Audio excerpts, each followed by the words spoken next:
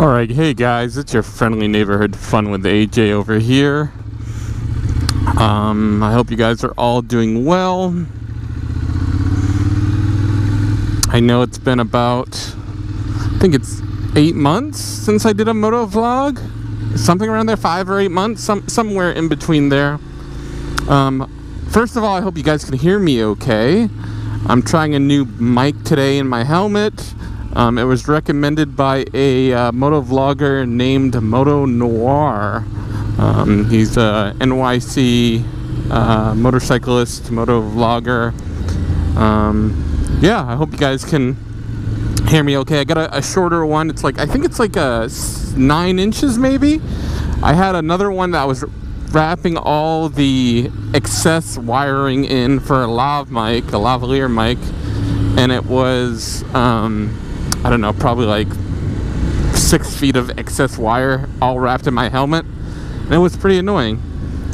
So hopefully you can hear me okay, and shout out to Moto Noir for being a stand-up YouTuber and all-around guy, because he's actually reaching out to people when they respond to his comments and letting them know what he's using for his gear, which is, I think, a stand-up guy. Secondly, you know, apologies for the hiatus, if you will. I think it was, yeah, 5 to 8 month hiatus. It was for a number of reasons. First, and look at this for you guys. Hopefully you can see. I'm tilting my head all the way back so you can see these mountains. Pretty amazing. The first, I'm going a little. I need to go in second gear here. The first reason for the lack of videos was actually the mic. I was annoyed with my whole helmet setup, and I wanted to get it right. So I looked for a new mic. I couldn't find anything until I, messaged Moto Noir. And then the second thing is GoPro Hero. I have a Hero 4 on right now, but I purchased a Hero 6 heavily discounted from yet another stand-up, I guess, I wouldn't call him a moto vlogger, but motorcyclist slash YouTuber, Gary. He was awesome, just a stand-up guy. He's near San Diego. He's got some amazing bikes, and yeah, he sold me a GoPro Hero 6, which is 2 versions newer than my Hero 4, for way below discounted price. So shout out, Gary. Thank you for being a stand-up guy and helping someone who's kind of, I wouldn't say less fortunate, but kind of not what's the word I would say? Not well situated with finances yet to buy a new GoPro. But thank you, Gary. It's much appreciated. A lot of yield signs around here. So that was the second reason why I haven't been on. And then the third reason is I had some bike troubles. I'm riding here with my blinker on because of that roundabout.